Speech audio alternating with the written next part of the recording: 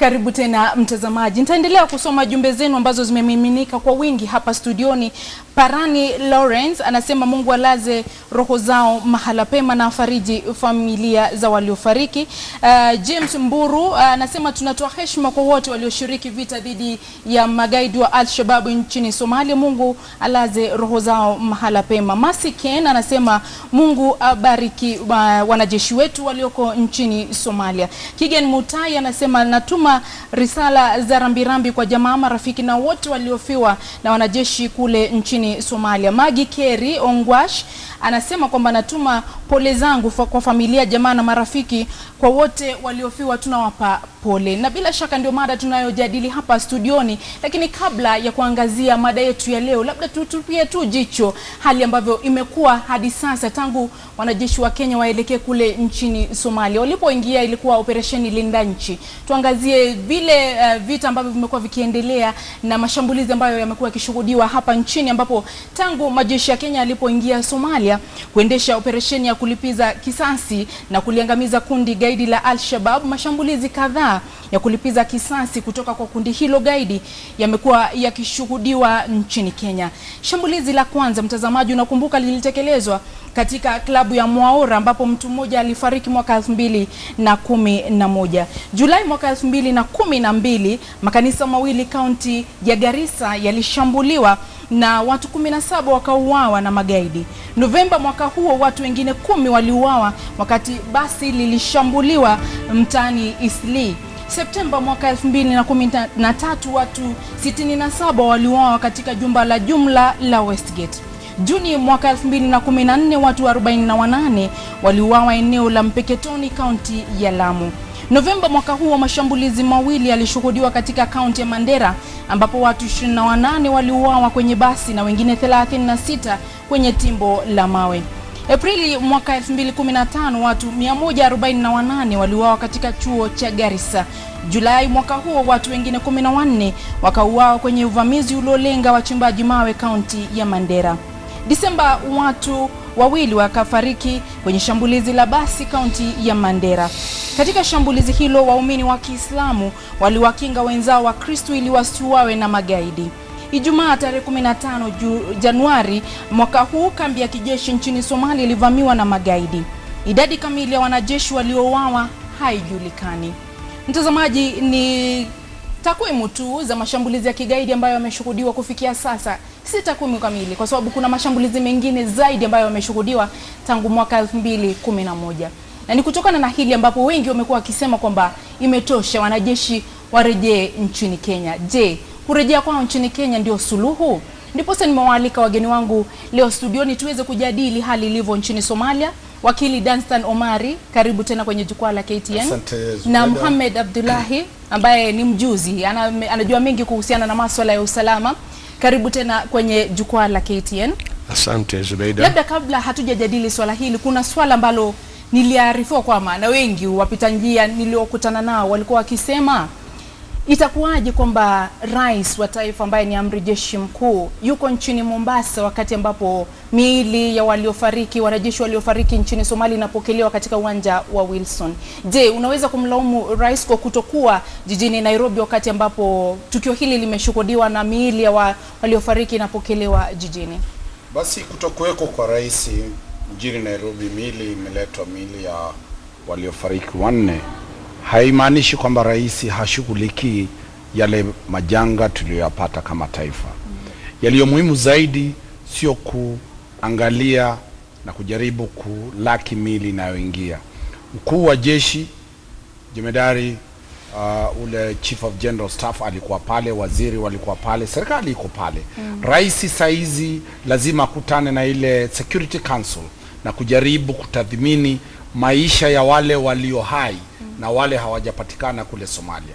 Kwa hivyo sasa kile kinachofanyika zaidi ni kujaribu kuokoa wale ambao bado wamejificha, kuokoa yale maiti ambayo bado hawajarejeshwa hapa, kutengenezea wale ambao waliumia watibiwa. Kwa hivyo bado mimi naona kwamba rais bado hajafanya kosa lolote, ijapokuwa kwamba katika maombolezi yoyote lazima watu waseme mambo, lakini sisi ninachosema ni kwamba rais aweke zaidi mikakati ya kuokoa wale waliomo pale na kuwarudisha ama kuendeleza jinsi taifa la Kenya litakuwa salama asalmi. Na Mohamed, labda tunapoingilia masuala haya ya kuwepo nchini Somalia, kuna wanauliza ni nini hasa tunafanya nchini Somalia? Ngana kwamba wengi sasa wameanza kukanganyikiwa kwa sababu wanajeshi walipoenda mwaka 2011 ilikuwa operesheni Linda Nchi, lakini sasa wamejiunga na AMISOM kwamba wanaendeleza vita dhidi ya kundi gaidi la Al-Shabaab. Je, ni nini ambacho majeshi ya Kenya wanafanya nchini Somalia? Asante Zubeida, nadhani kwanza kabisa nitoe rambirambi zangu kwa wale watu ambao waliathirika, wale waliokufa, wale wanajeshi. Tunatakia heri na subira familia zao, naungana na wenzangu. Na kwa swali la kwanza lilouliza, na kubaliana na bwana wakili alivyosema, ni kwamba rais anazokuwa mahali popote na kazi ikaendelea, na sidhani kwamba anaweza kulaumiwa kwa sababu shughuli zimekuwa nyingi sana. Mawaziri wake, hata waziri wa ndani bwana Nkaiseri, wamekuwa wakifanya juhudi nyingi sana zinazotangazwa kila wakati. Kufika kwenye swali lako tena Zubeida, ni kwamba kwa sasa Kenya haiko peke yake nchini Somalia. Mara ya kwanza ilikuwa operation Linda Nchi, wakati huo Kenya iliingia pale ndani.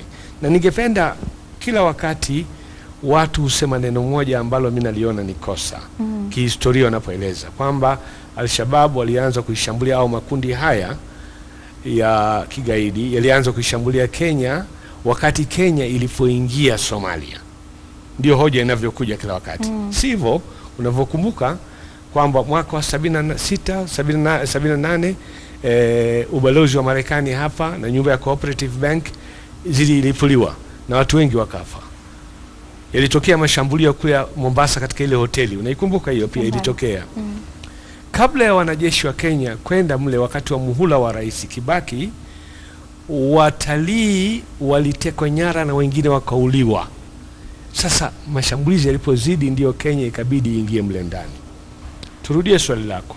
Swali lako ni kwamba Kenya sasa iko katika kundi la nchi kadhaa, ikiwa pamoja na Ethiopia, Djibouti, Burundi na Uganda, ambazo zinachangia katika majeshi yanayoitwa AMISOM chini ya Umoja wa Afrika, yakifadhiliwa na mataifa ya kigeni, hasa Jumuiya ya Ulaya ndio hulipa gharama yote.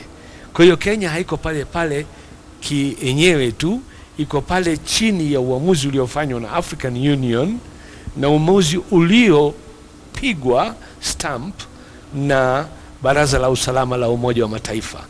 Kwa hiyo hawako hapo Kenya kama peke yao tu, na nchi mbalimbali kama Sierra Leone hivi imeshiriki katika shughuli hizo. Ni katika ile majeshi ambayo yamekuwepo hapo. Uganda imekuwa katika nchi hiyo kwa muda mrefu sana. Na mbali kabisa na vile Kenya inavyozungumza, Rais Museveni ameomba kwamba waongezewe askari 4,000 waende kule. Wamekuwa kule zaidi ya miaka 10, na watu wengine wanasema kwamba sasa Somalia imekuwa kwa Uganda Employment Bureau, wanataka hata watu zaidi waende. Kwa hiyo shida si hiyo. Shida ni kubwa zaidi, pengine tutajadili huko tukiendelea. Na ndiposa wengi, kabla sijaenda kwa wakili, wengi wanauliza iweje basi kwamba Ethiopia ilikuwa ya kwanza kutuma majeshi yake nchini Somalia, mbona hadi sasa hatujasikia matukio kama haya tunayoyashuhudia nchini Kenya? Mbona Ethiopia haishambuliwi, ama inashambuliwa ni watu hawaangazii? Hilo swali limejadiliwa kwa kirefu, limejadiliwa. Ethiopia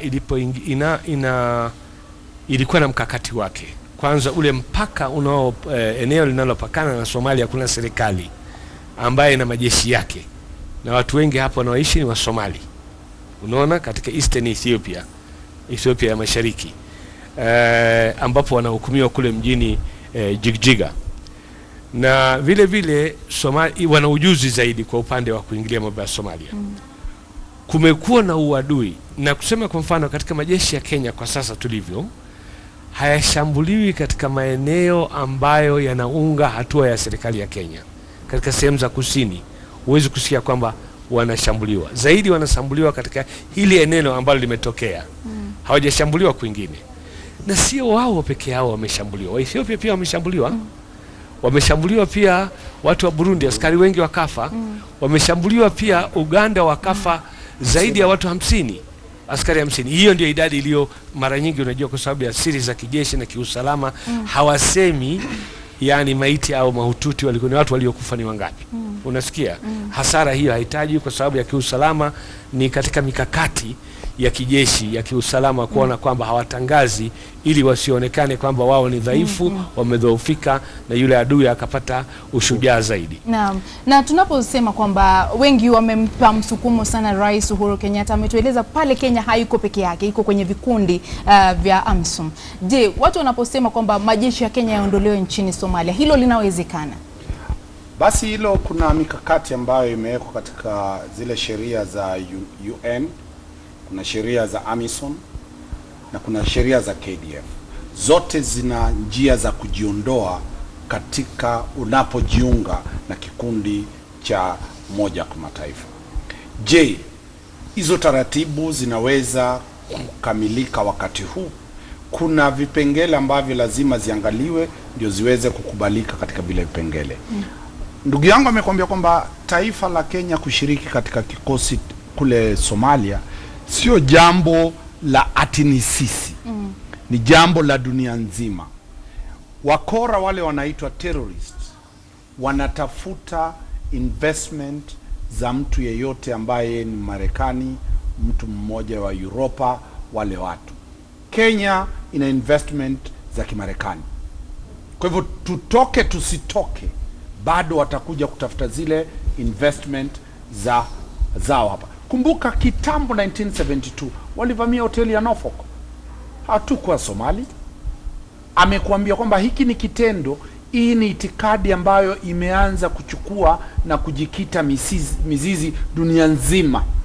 Kwa hivyo hakuna taifa litakalosema halitashambuliwa na magaidi. Kenya ikiwa taifa moja la dunia, lazima sasa tuanze kujikinga kutokana na magaidi wanaokuja kutushambulia sisi kama Wakenya, na pia wale magaidi wanaokuja kushambulia zile investment za wale marafiki zetu ambao zimewekwa hapa, ambapo katika zile investment za wale wa Amerika na watu wengine ni wa Kenya wanaofanya kazi mle. Ukiangalia hoteli kama ya Westgate si ya Mkenya, ni hoteli ya wale watu kutoka Israeli. Kwa hivyo ndio tunaelezea kwamba tutoke tusitoke, sisi tutakuwa ni target ya terrorist.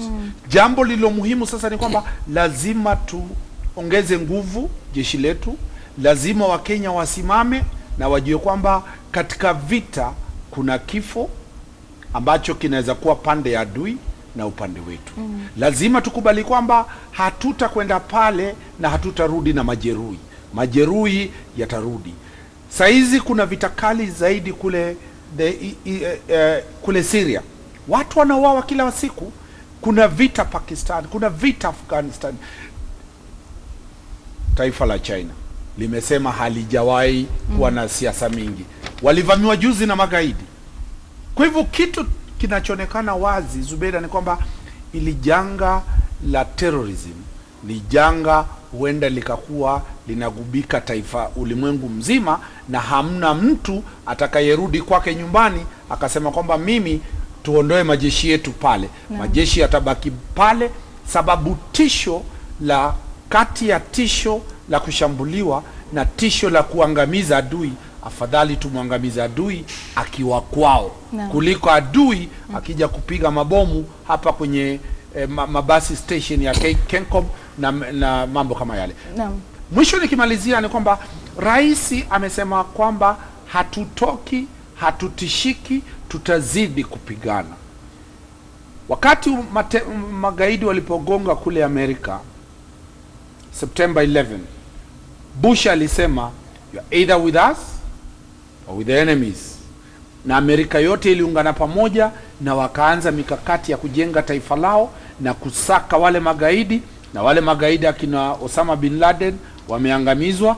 Wale magaidi waliopiga bomu hapa Nairobi mwaka 1978 wameangamizwa. Kwa hivyo mimi ombi langu ni kwamba vita vimeanza, lazima tuungane pamoja, lazima tutetee taifa letu na tuweze kuwaheshimu wale mashujaa wetu ambao wamesimama kufanya mimi na wewe Zubeda tuko hapa na hatuna wasiwasi. Naam, kilichojitokeza kwa yale ameyasema Mohamed, amesema kwamba ni lazima tushirikiane kumwangamiza adui, lakini tunamfahamu adui ni nani? Tunamjua adui tunayepigana naye, ama tunapigana na kivuli ambacho kinazidi kutufuata bila kufahamu ni nani haswa ambaye anatuandama? Swali zuri kabisa. Na adui mwenyewe ikiwa nchini Somalia ni vigumu sana kumjua. Nikikupa tu mfano, kwa sasa rais wa Somalia mpaka leo hii, tangu serikali ya Somalia itambuliwe zaidi ya karibu miaka 10 sasa, huyu yuko katika muhuri mmoja, analindwa na askari wa kutoka Uganda. Hao ndio bodyguards wake. Yaani maana yake ni kwamba haamini wa Somali wenzake wamlinde. Hivyo hivyo ndivyo wanavyolinda bunge na maeneo mengine nyeti kama mahakama na kadhalika. Na pia katika uwanja wa ndege ambao nimekuwa kule hivi karibuni mjini Mogadisho, hapo ni ngome ambapo wanajeshi wa Marekani wapo, wanajeshi wa Uganda wapo, Burundi wapo, wanaishi hapo. Na kwa upande mwingine wanalindwa na bahari. Kwa hiyo ni vigumu sana sasa ukiangalia kwa mfano wenyewe ndege zinapoteremka hapo wanamjua kwamba yule adui silaha zake zinaweza kwenda kwa umbali gani. Kwa hiyo wanajua mahali pa kutua kwenye ndege. Lakini katika hili eneo ambalo wanajeshi wa Kenya wapo kwa sasa, ambao panaitwa El Ade, ambao ni kaskazini karibu na mpaka wa Ethiopia, karibu na Mandera pale, nikiwapo mfano si mbali sana, ni sehemu ambayo ni tambarare, ambayo kusema kweli mimi pia nalaumu AMISOM yenyewe kwamba wanajeshi wanapelekwa katika maeneo mengine ambayo ni nyeti zaidi kuliko mengine, ni hatari zaidi. Yale majeshi ya Kenya ambayo yako kama Kismayo hivi ni vigumu sana kushambuliwa. Kwa sababu mbili.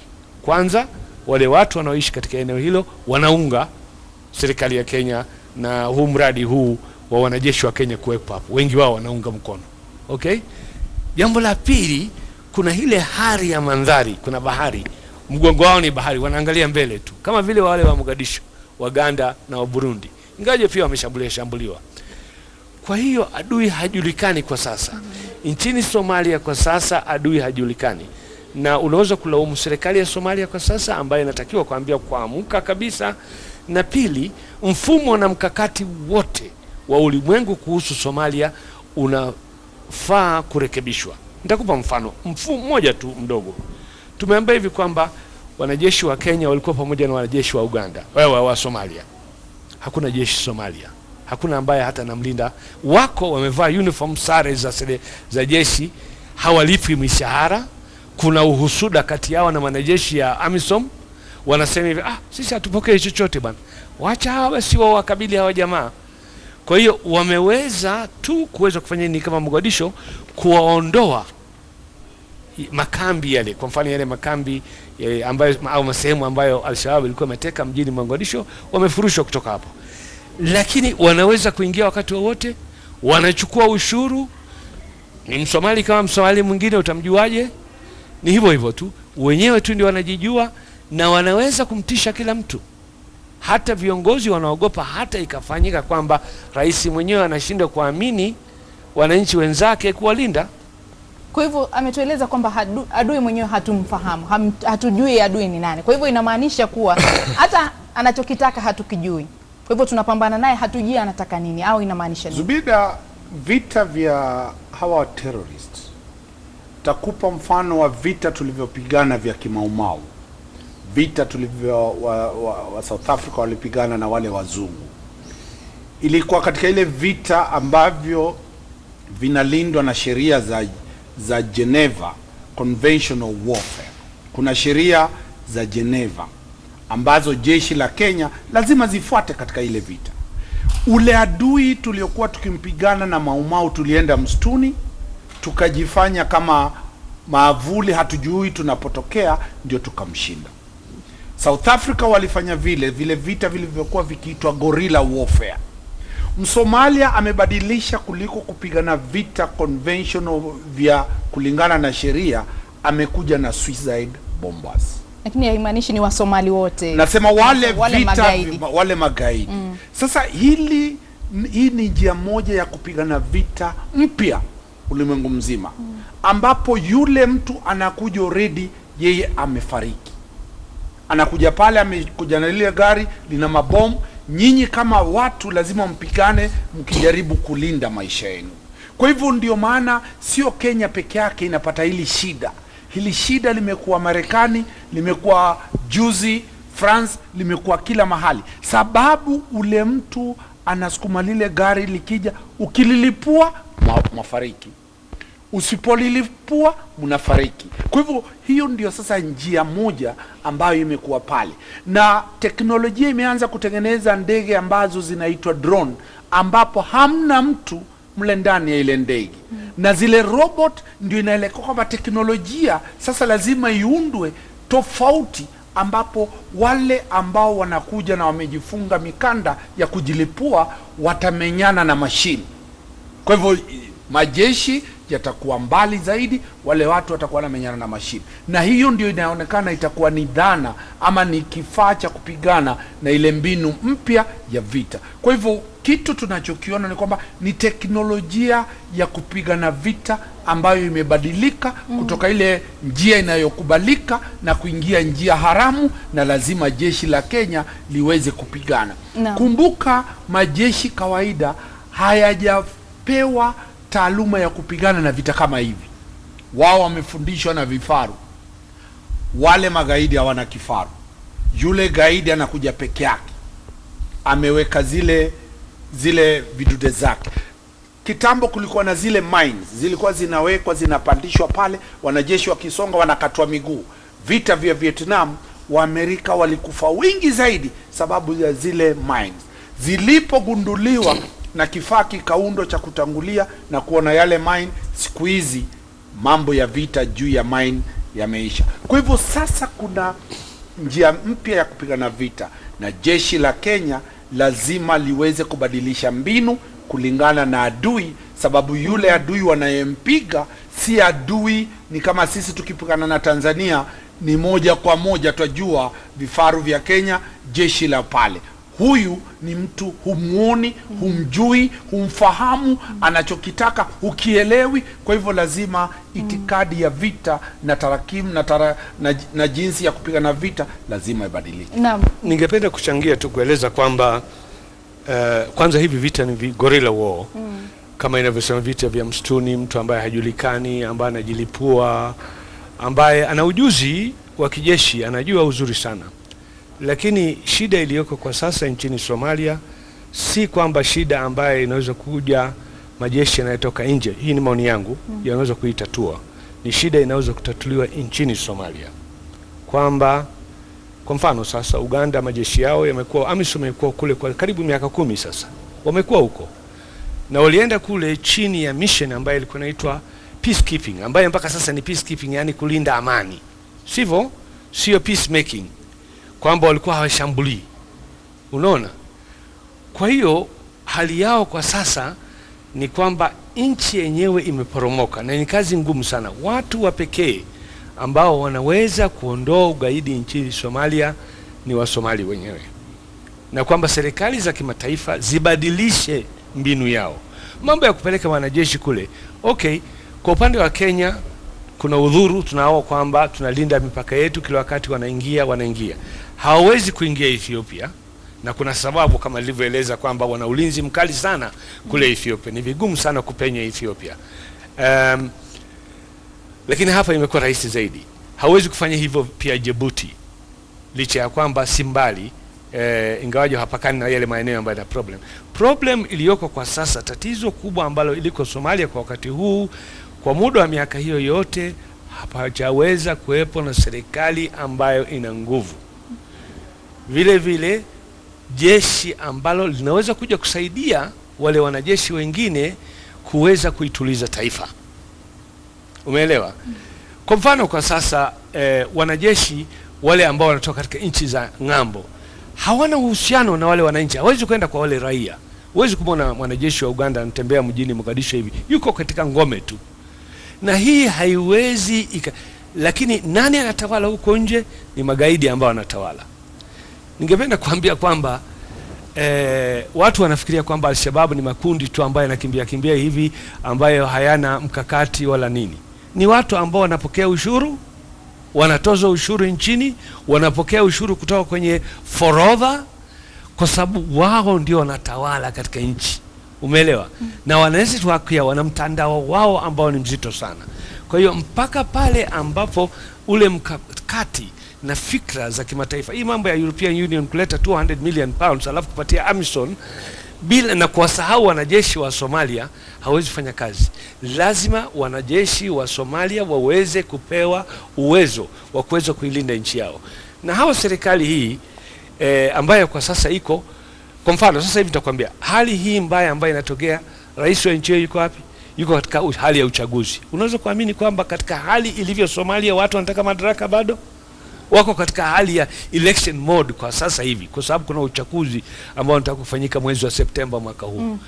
Kwa hiyo hali yote katika nchi ya Somalia, nadhani mataifa, Umoja wa Mataifa na nchi nyingine, badala ya kutoa hizi hotuba hizi, ni afadhali kwenda kwa undani kabisa katika Somalia na kusema kwamba Somalia yaamke, viongozi wao waamke, kwa sababu watu wanaoathirika zaidi nchini Somalia ni Wasomali. Wasomali wamemalizika kabisa, wanauawa tu si na bunduki, wanauawa na vyakula ambavyo ni expired, wanauawa na madawa ambayo ni expired, ambayo yanaingia katika nini forodha za nchi hiyo, kwa sababu hakuna serikali ambayo inaweza kulinda mambo. Kwa hiyo mimi nadhani ni kwamba sera zote na mambo ya kuilaumu Kenya kila wakati ni si haki kusema kweli. Utaona kwamba watu wengi wanalalamika, hata hivi juzi hivi majeshi ya Kenya walisema hivi kwamba eti yanahusika katika mambo ya mkaa na nini, na ni uongo mtupu. Mimi nimejaribu kutafuta wale journalists for peace, nikajaribu kugundua. Nikagundua tu baadaye ni group tu ambayo imejiandaa, ambayo wanajaribu kupinga mambo kwa sababu hayapendi.